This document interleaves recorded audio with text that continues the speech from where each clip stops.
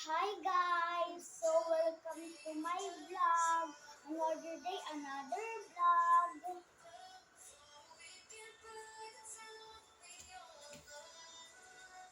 Sorry. Ang gagawin natin ngayon is mamaya isi-script ko din. So ngayon is best friend. So ang mga ang mga nakasali dito ay si Stephanie. Dahil kasi siya lang yun naman masasali ko sa vlog ko, wala na kasi iba, isi-script ko na lang. So guys, ang hirap talaga sumayaw ng kalabog. Oh, kalma.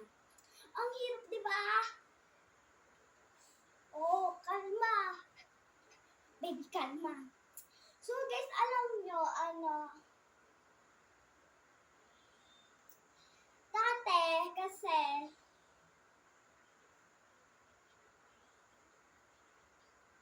no March 10,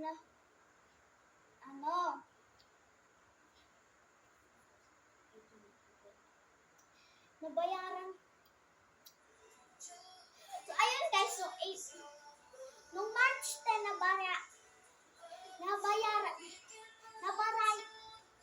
nabayaran yung lupa, bahay, lupa, mansyon, lupa, tsaka kasarian. Kaya nung sinabi ko, yung si Palita Bridge, kasi nung nabayaran na yung mga upa, umalis na sila sa mansyon. Pero hindi alam ni Mitch na yung inuwi niyang base ay galing yun sa Malita Bridge. Dahil part baseball court at saka ari-arian din. Pero yung base, may laman siyang bulaklak ng color pink. Ewan ko din kasi nabasa ko na yun sa libro baseball court, soccer court, volleyball court.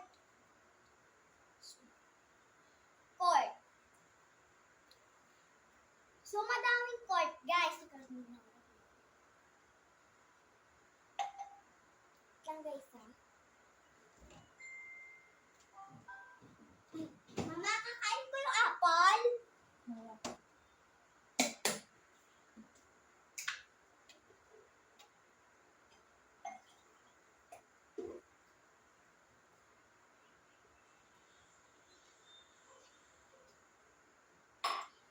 Binubuo siya ng ari-arian.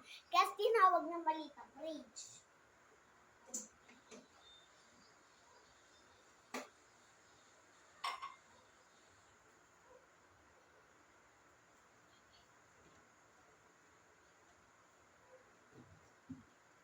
Guys, teka lang, hiwain ko lang tong apple, para hindi mabulok.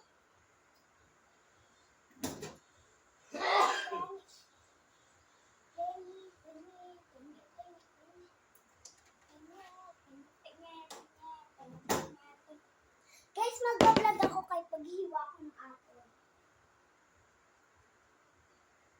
Hugasan naman ang kamay mo. Hugasan yung apple, Mama.